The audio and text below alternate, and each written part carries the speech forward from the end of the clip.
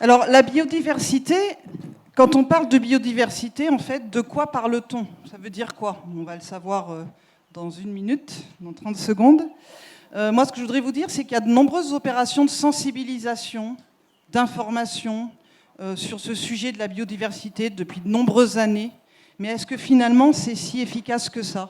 Est-ce que ça nous a permis de progresser autant que le nombre de séquences de sensibilisation qu'il y a pu avoir? Parce qu'on observe encore sur les terrains des choses. Il y a eu de l'amélioration, mais on observe encore des choses où on se dit, ben mince, il y a eu de la sensibilisation, de l'information dans les écoles. Donc l'idée, c'est de savoir où on en est aujourd'hui. Et puis surtout de se demander si le touriste peut pas s'engager, comment il peut s'engager sur ce sujet de la biodiversité, comment mon entreprise, votre entreprise, peut-elle participer à cet enjeu de préservation des sites, des milieux naturels et des espèces. Un vaste sujet. Ravi de vous accueillir aujourd'hui. Donc, Karine Potin. Karine, très contente que tu sois là. Karine qui a été directrice de la réserve marine de la Réunion pendant quelques années, qui est docteure en biologie marine et qui est aujourd'hui directrice de l'Agence régionale de la biodiversité de la Réunion. Donc à tous, je vais vous demander des réponses concises, efficaces, je sais que vous savez le faire, et après on pourra venir vous voir pour approfondir nos sujets. Donc Karine, quand on parle de biodiversité, on parle de quoi? On m'entend? Oui. Bonjour à tous. Alors c'est un vaste sujet, hein, parce que la biodiversité, ça regroupe un grand nombre d'éléments de compréhension. Donc déjà, je repars de la base, hein, sûrement vous le savez déjà, mais là, quand on parle de biodiversité, il y a trois étapes. Il y a la biodiversité des gènes. Donc c'est important que dans un écosystème, que sur un territoire, il y ait une diversité de gènes. C'est comme vous, hein, dans la salle. C'est important qu'on soit tous différents, parce que sinon ce serait bien triste. Donc la diversité, déjà, elle se passe au niveau génétique. Ensuite, il faut qu'il y ait une diversité des individus. Et donc, dans un même écosystème, il faut qu'il y ait une grande variété.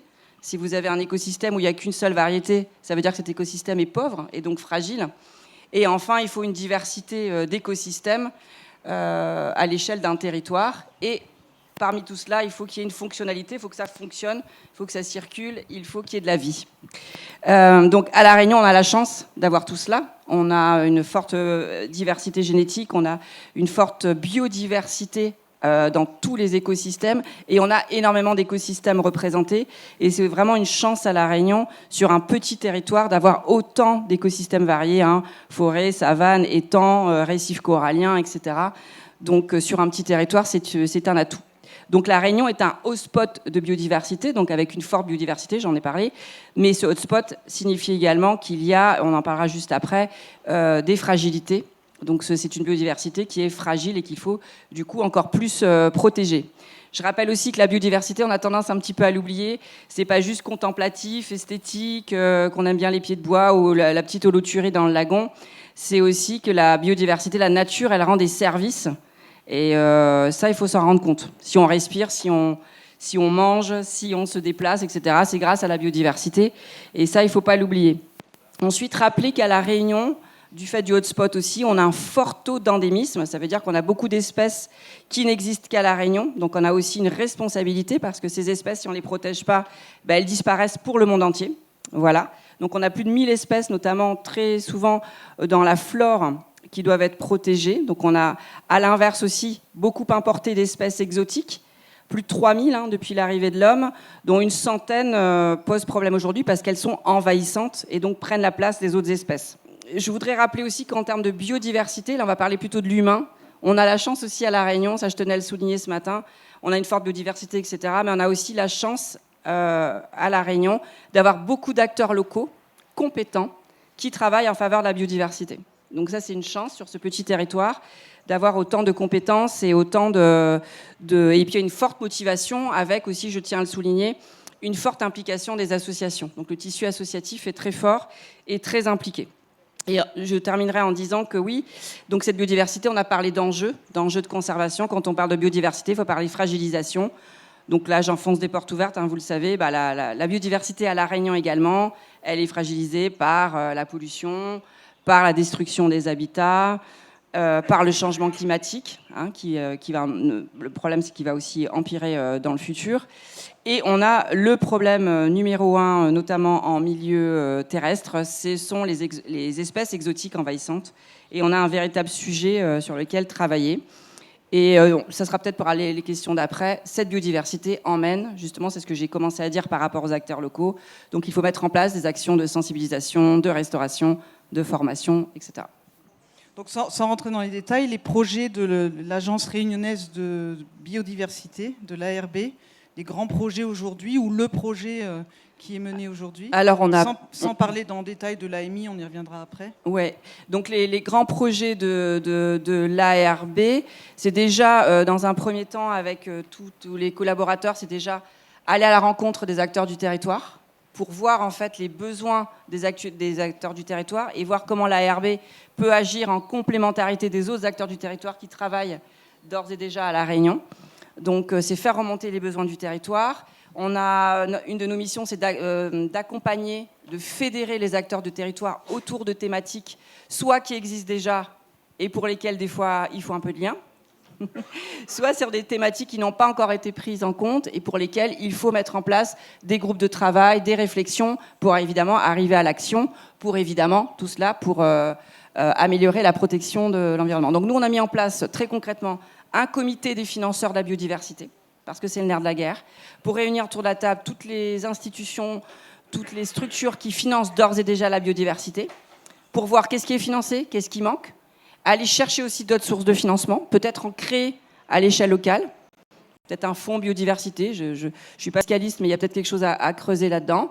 On a aussi une grosse mission et on s'y attache d'accompagner, on y parlera après, les acteurs du territoire pour qu'ils mettent en place et qu'ils mettent en œuvre leurs projets en faveur de la biodiversité, soit que ce soit des structures complètement dédiées à la biodiversité, on y reviendra après, soit des associations, des entreprises qui veulent, dans le cadre de leurs actions, mettre en place des actions en faveur de la biodiversité. Merci Karine. Mais on reviendra après sur les autres questions. Mathilde Zeganadin, vous êtes directrice du tourisme et des espaces naturels du département de la Réunion. Département de la Réunion qui est partenaire de nouveau, qui renouvelle son partenariat au Forum inspirant des pros du tourisme. Merci à nouveau au département. Merci. Donc Mathilde, quel est l'engagement du département dans la conservation de la biodiversité réunionnaise? C'est une énorme question, oui. Mais en 2 minutes, qu'est-ce qu'on peut, quels sont les grands axes? Bonjour à tous. Donc l'engagement du département, mais le département, il est un maillon de la chaîne des acteurs du tourisme parce qu'il est propriétaire tout simplement des forêts réunionnaises. Il est aussi chef de file d'un réseau de gestionnaires, puisqu'en tant que propriétaire, il s'attache justement à mener des actions de conservation et de restauration sur ces milieux naturels. Donc on est en partenariat, comme le disait Karine, le partenariat est extrêmement important et les acteurs sont importants. Nous avons l'ONF, bien entendu, le Parc national et un ensemble d'associations qui nous aident justement à conserver et restaurer ces milieux. Il est aussi chef de file des activités de pleine nature, donc sport de nature. Et là, nous savons qu'effectivement, l'un des moteurs d'attractivité de l'île sur ces milieux naturels consiste en les activités, les manifestations sportives ou même les activités de promenade. On a beaucoup parlé de spiritualité, de quête de sens tout à l'heure avec l'intervention précédente. Donc, cette expérience vers la nature nous amène justement à nous concentrer sur la restauration et la conservation de cette nature. Donc, en termes d'opérations, nous avons tout un panel de gestionnaires qui s'attachent à lutter contre les espèces exotiques envahissantes. Donc, Karine en parlait tout à l'heure. Donc, ce sont des vastes programmes pluriannuels avec une main-d'œuvre courageuse, on va dire, pour travailler sur ces différents sujets de la lutte. Nous avons aussi des actions de restauration des milieux naturels. Donc là, on est plutôt dès lors qu'un milieu est fragilisé ou en danger, donc on travaille sur les replantations, donc beaucoup d'opérations de reboisement. Vous avez dû entendre parler du plan 1 million d'arbres. Ensuite, sur les actions d'aménagement, puisque l'objectif, justement, c'est d'apporter et d'offrir un accueil confortable et en même temps canaliser du public sur ces milieux naturels. Donc nous avons des opérations d'aménagement, donc tous les aménagements de sentiers que vous pouvez avoir, à la fois en termes de sécurité et de confort, et puis des opérations un peu plus d'envergure, et notamment les accueils sur les gîtes publics, dès lors qu'on est dans des milieux que nous sommes dans des milieux plus préservés. Et il y a nécessité justement d'entreprendre des opérations d'aménagement qui soient à la fois attractives en termes de modernité ou de confort, mais en même temps qui respectent totalement ce milieu naturel, notamment pour ce milieu très sensible du cœur de parc national. Merci Mathilde. Il y a donc un département, un service tourisme au département de la Réunion, il ne faut pas l'oublier. Oui.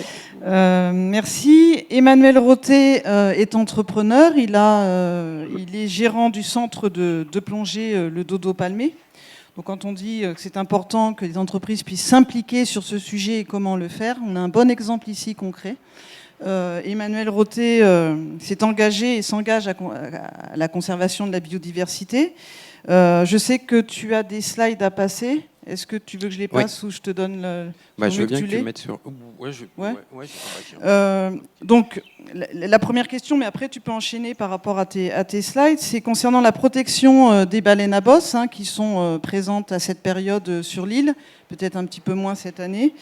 Des entreprises comme la vôtre se sont mobilisées pour participer à la conservation de ces espèces, et notamment la mise en place du dernier arrêté préfectoral, parce que il y a des problèmes forcément peut-être de gestion de flux, il y a sur le plan d'eau, il y a des gestions à faire. Donc Emmanuel, quelle a été ta démarche sur ce sujet ? Alors la démarche qui a été engagée, elle a été engagée de façon collective, parce qu'individuellement, sur ce type de projet, on n'avance à rien. Le collectif qu'on a utilisé, c'est donc le CIPRAL, le syndicat du CIPRAL, donc je suis président de la filière mer. Et donc avec le CIPRAL, on est parti d'un constat initial, un constat que le CEDTM nous a aidé à alimenter. Le constat est qu'en 2023, on avait 80 opérateurs sur le bassin. Rapproche ton micro. Ah, ok. 80 opérateurs sur le bassin. On a constaté, et tout le monde le voit, que l'activité phare du tourisme réunionnais, que la randonnée baleine, c'est une activité phare du tourisme réunionnais, qu'on fait partie du top 10 des attractions. Et que tout le monde le voyait venir, il y a eu des dérives. Donc, il était nécessaire de mettre en place un encadrement concernant les randonnées subaquatiques et l'approche des cétacés par le whale watching. Donc, on voyait également une opportunité à saisir, c'est de faire de la Réunion un modèle international d'écotourisme. Donc, pour ce, on a mis en place avec nos adhérents du CIPRAL, les transporteurs de passagers, un premier atelier de travail, les structures de plongée sous-marine, un deuxième atelier de travail.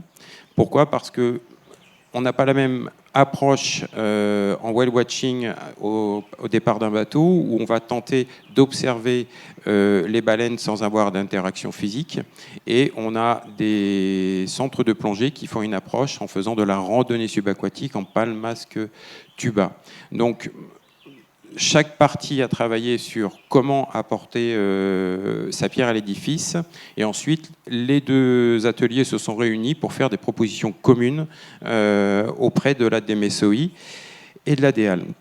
Donc, pour arriver à mettre en place... Oui, je parle trop près. Non, pas trop loin. Non, c'est bon. Donc, DMSOI, Direction des Affaires Maritimes, et DEAL, Direction de l'Environnement. Oui, merci. Donc, il fallait donc organiser la filière et la responsabiliser. Organiser la filière, il fait donc limiter et encadrer cette filière-là. Les propositions qui ont été faites par le CIPRAL ont été de limiter le nombre de bateaux de centres de plongée. On voulait limiter le nombre de 2 sorties par structure de plongée. Je dis bien 2 sorties par structure de plongée. Une structure de plongée qui aurait 4 bateaux ne ferait que 2 sorties. Ça permet également de pouvoir déterminer, du fait que l'on connaît les bateaux, le potentiel de personnes en randonnée subaquatique. Pour les transporteurs de passagers, il était défini qu'on pouvait proposer 3 sorties maximum par jour. Donc également, du fait du nombre de places sur les bateaux, du nombre de passagers enregistrés tant chez les transporteurs que chez les plongeurs, on pouvait exactement savoir combien de personnes pouvait y avoir sur le bassin d'eau et à partir de ce nombre de personnes, déterminer une organisation. Donc on voulait inviter les prestataires de la filière à s'identifier auprès de la DMSOI, de la DRAGES, c'est le service des sports, parce qu'on dépend, nous, des activités jeunesse et sport dans nos activités plongée sous-marine, et création d'un pavillon spécial pour tout ce qui était randonnée subaquatique, afin que sur le bassin, tous les bateaux soient identifiés quant à l'action menée et réalisée. Donc, il fallait ensuite passer sur la notion de comment organiser une observation passive. Alors, ça veut dire quoi une observation passive? Une observation passive, c'est tenter d'approcher les baleines par groupe. Pour approcher ces baleines, avoir une mise à l'eau délicate. Une mise à l'eau délicate, ce n'est pas sauter du bateau, c'est se glisser du bateau, c'est de suivre le guide, de rester proche du guide et ne pas aller au-delà d'un rayon de 20 mètres autour du guide. Donc de travailler de façon groupée. On a travaillé sur tout un protocole que là je ne pourrais pas énumérer, mais s'il y a des personnes intéressées, on pourra aller plus loin dans les détails, mais c'est pour donner les axes de travail sur lesquels on a émis un consensus. Donc, nous avions donc déterminé aussi qu'on est tous confrontés aujourd'hui à un effet de mode qui consiste à faire des selfies, à faire de la photo à tout va pour utiliser des réseaux sociaux. Donc, on avait préconisé l'interdiction de prise de photos par des clients que l'on aurait avec nous pour que les gens se recentrent sur le moment, sur l'activité et recherchent réellement une interaction avec le cétacé et non pas à travers l'image. Donc on avait déterminé également aussi un temps de recherche total de 30 minutes. Donc ce temps total de recherche de 30 minutes était inclus 15 minutes effectives d'approche avec une baleine et si on avait l'opportunité de rencontrer baleine-baleineau, de limiter ce temps-là également à 5 minutes. Voilà, donc Emmanuel, sans aller dans tous les détails, parce que vous avez préconisé beaucoup de choses, vous aviez votre expérience de terrain que vous avez portée pour l'écriture de cet arrêté préfectoral, et en finale, est-ce que vos préconisations sont inscrites dans cet arrêté, sans aller dans les détails, mais est-ce que vous avez été entendu où ça en est aujourd'hui? Alors, in fine, on a travaillé pendant 1 an avec Agnès et les groupes de travail et rencontré les différents services. On a été force de proposition. On va dire que sur l'ensemble des propositions qui ont été faites, on va dire que seuls 5% ont été retenus. Donc en fait, on se retrouve à confronter un problème de gouvernance. Il y a différentes institutions qui sont en jeu sur ces dossiers-là, qui n'ont pas les mêmes visions, à savoir la gendarmerie qui est là pour contrôler, la DRAGES qui n'a pas le même regard, l'ADL qui n'a pas le même regard et la gendarmerie qui n'a pas le même regard. Donc il faut réussir à travailler et à se concerter, ce qu'on a tenté de faire, mais c'est assez compliqué de pouvoir, dans les faits, le réaliser. Donc au final, il y a un arrêté qui est sorti, et cet arrêté est sorti. Nos propositions n'ont pas été retenues. Pourquoi? Parce qu'en fait, la préfecture doit satisfaire à savoir les professionnels, les particuliers, les associations. Et en fait, cet arrêté, c'est un ensemble de compromis qui n'a pas répondu à l'objectif de faire baisser la pression sur les cétacés. Donc, tant qu'on voudra faire des compromis, l'objectif de faire baisser la pression sur les cétacés n'est pas atteint. Voilà, donc en fait, beaucoup d'usagers et de structures ont été entendus, mais ce qui n'a pas été entendu, ce sont les baleines en fait à bosse, qui du coup, c'est pas forcément adapté à leur protection. Merci Emmanuel, merci beaucoup. Justine Favel, chargée de communication et de sensibilisation au comité réunionnais du tourisme, partenaire de cet événement. Donc Justine, on parlait tout à l'heure de sensibilisation et de formation qui ont lieu depuis de nombreuses années. Est-ce qu'il faut continuer? Bien sûr, je pense que oui, à sensibiliser et à former, mais est-ce qu'on peut aller au-delà de ça? Et est-ce que vous avez des exemples, est-ce que tu as des exemples inspirants qu'on pourrait suivre? Bonjour tout le monde. Alors oui, tout à fait. C'est vrai qu'en général, en tant qu'OGD, Les missions qu'on a en termes de sensibilisation, ça va beaucoup être du relais de communication sur les bonnes initiatives qui sont portées localement par nos partenaires spécialistes sur la thématique de la biodiversité, donc les associations, mais aussi nos collègues du département, de l'ARB. Donc on est habitué à travailler avec ces acteurs-là. Aujourd'hui, je pense que la sensibilisation, elle doit aller au-delà de la simple opération de communication. Donc la formation, bien évidemment, restera nécessaire à la fois pour nos équipes, mais aussi pour le visiteur. Mais il y a des exemples en fait où les organismes de gestion de destination reprennent réellement un rôle de facilitateur sur des opérations qui vont pouvoir aider à justement atteindre des projets de durabilité, donc sur différentes thématiques. Et là, je m'adresse à Armelle. Ta présentation m'a beaucoup inspirée. J'allais parler justement de l'exemple de Copenhague et de son dispositif de Copenpay, qui est pour moi aujourd'hui un exemple phare d'une destination qui prend son rôle en fait de gestionnaire de destination sur le projet de la durabilité et qui va en fait proposer des dispositifs qui vont pleinement engager le visiteur dans des démarches citoyennes. On peut le relier aussi aux différentes tendances touristiques qu'on observe aujourd'hui. Donc, comme tu disais tout à l'heure, le besoin de se sentir plus proche de la nature, qui a toujours plus ou moins existé dans les motivations touristiques, mais qui aujourd'hui prend encore plus son sens. Et donc, nécessairement, plus on veut être près de la nature, plus on ressent le besoin de la préserver. Et je pense qu'il faut que les destinations continuent réellement à tabler sur cette tendance-là pour pouvoir développer des projets. J'avais un autre exemple d'un office de tourisme en métropole, donc Valmeunier, qui travaille sur un programme qui s'appelle Montagne Zéro Déchet, avec une association en local qui s'appelle Mountain Riders. Et en fait, ils organisent des opérations régulières de ramassage de déchets, mais aussi de la sensibilisation, de la formation aux visiteurs et à toutes les équipes touristiques sur place, pour permettre en fait de créer une sensibilisation qui soit à la fois ludique, avec des outils pédagogiques, des animations pour comprendre l'impact des déchets sur les milieux naturels, et aussi de l'accompagnement et de la formation qui restera toujours le socle, parce que finalement une personne bien sensibilisée deviendra un ambassadeur de ce message-là auprès de différentes personnes. J'aimerais aussi vous parler en fait du besoin de l'humain en fait, d'être en contact de la nature pour être bien sensibilisé, donc pour comprendre, voir, sentir. On a besoin en fait d'être en contact de cette nature-là pour comprendre un petit peu les enjeux. Donc par exemple sur l'observation des cétacés, je ne suis pas certaine qu'une interdiction complète de l'observation soit nécessaire. Par contre, une observation bien encadrée permet en fait de créer des connexions encore plus profonde avec la nature, et ça permet de mieux comprendre pourquoi il faut la préserver. Et donc le comité du tourisme, le comité réunion du tourisme, s'implique dans ce lien, dans ces actions-là, et c'est toi qu'il faut contacter pour ça. Si j'ai une entreprise et que je veux un petit peu avancer sur ce sujet, on peut te contacter pour ça. Tout à fait, oui. Donc le CRT a créé un poste dédié à la sensibilisation et au développement durable. Il va y avoir beaucoup de projets, dont l'AMI sur lequel on va travailler avec l'ARB.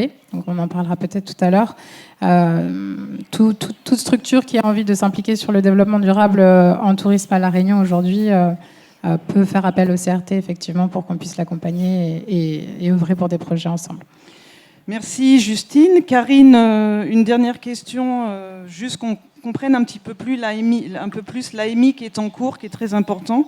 L'AMI qui fait le lien entre le secteur du tourisme et la biodiversité, juste en 2 mots, les objectifs, et en 2 mots le comité aussi dont tu parlais de financement de la biodiversité, parce que c'est intéressant.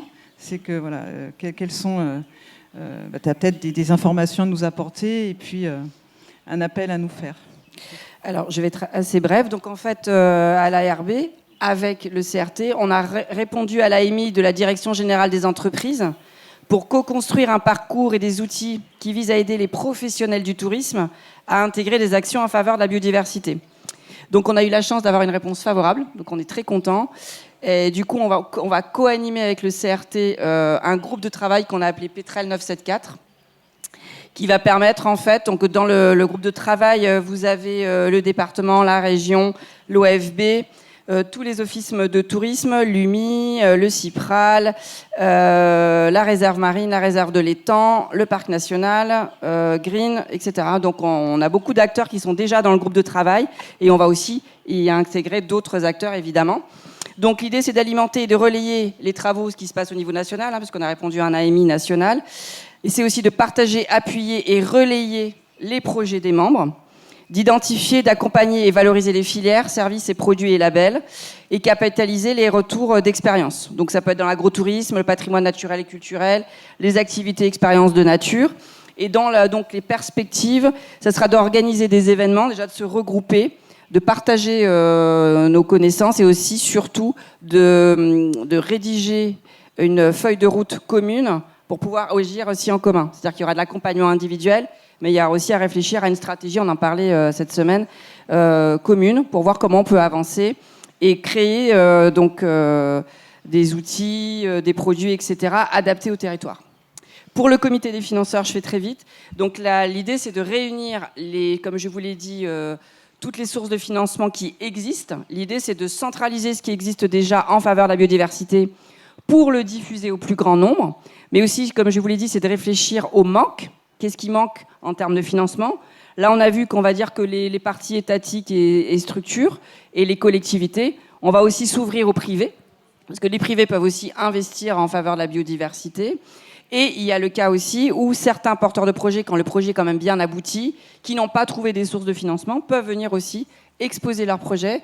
Et avec le comité, on réfléchit collégialement à voir comment accompagner cette structure là-dedans. Et on accompagne aussi, je tiens à le préciser, non seulement au niveau des finances, mais aussi on accompagne les porteurs de projets dans le montage des dossiers. Voilà. Merci Karine. Dernier point, Mathilde Zeganadin, sur un petit mot final et peut-être un exemple de bonne pratique. Oui, tout à fait. Alors, concernant les pratiques, effectivement, à la fois sur les sujets de la sensibilisation et de la participation, parce qu'on a vu que la contribution aidait beaucoup aussi à la compréhension. Sur la sensibilisation, nous avons tout un réseau de partenaires, et notamment, par exemple, l'ONF, qui nous propose de manière assez régulière des communiqués, des sujets. Et il serait bon, effectivement, d'avoir un relais sur les différents sujets. Je parle par exemple en ce moment de la période de sécheresse et du risque incendie. Donc c'en est un. Donc il faut tout simplement que l'on soit dans une démarche un peu transversale pour permettre à ce que cette communication soit la plus large possible. Sur la participation, nous avons des actions de chantier participatif.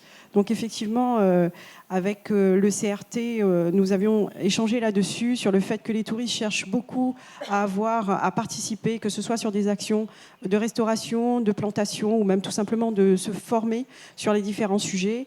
Avoir en ce moment, grâce au plan 1 million d'arbres, on a aussi un accompagnement sur les récoltes. Donc récolte de graines en milieu naturel. Donc ça permet à la fois de se connecter mais aussi de participer. Donc ça, je pense que c'est très important et ça répond à la fois à un besoin pour nous de faire passer nos messages, mais aussi à tous les visiteurs de mieux comprendre la nécessité de restaurer ou de tout simplement préserver. Et enfin, le dernier point sur lequel on pense qu'il est important d'agir, c'est aussi la communication à travers la formation. Donc les associations telles que la SREPEN par exemple ouvrent désormais leur formation à l'ensemble des partenaires. Donc nous, on est ouvert aussi, que ce soit sur le site internet ou via directement les échanges avec ma direction. Vous pouvez accéder à ces informations pour que justement, que ce soit les guides, on avait échangé aussi avec le CIPRAL là-dessus, que ce soit les guides ou même tous les accompagnateurs des visiteurs puissent bénéficier de ces formations. Ça peut aller d'une simple journée ou alors un cursus de plusieurs jours avec un panel de visites de terrain, mais aussi avec un peu de théorie qui reste très accessible. Et souvent, en fait, on découvre finalement des compétences parmi ces différents guides. Merci Mathilda. Ce que je voudrais dire juste, c'est qu'on dit souvent dans le secteur du tourisme, on a un millefeuille d'acteurs. et de fonctionnement et de décision, etc. Mais en fait, dans le secteur de la biodiversité aussi. Aujourd'hui, dans le secteur du tourisme, on intègre les professionnels, les entreprises, on les écoute, ce qu'a expliqué ce matin Patrick Le Breton, président du CRT. Et puis on prend en compte leurs avis. Dans le domaine de la biodiversité, ça y est, on intègre des entreprises, mais l'exemple d'Emmanuel Roté sur les baleines montre qu'on n'écoute pas forcément toujours leurs préconisations, ce qui est dommage. Et donc, je ne sais pas s'il y a une solution à suivre, mais vous êtes toujours, j'imagine, Emmanuel, sur le dossier pour essayer d'améliorer ce sujet-là. Oui, donc déjà avec Agnès et le groupe de Cipral, on est déjà prêt pour faire un bilan déjà de la saison effectuée et donc de revenir vers les instances pour être force de proposition dès maintenant.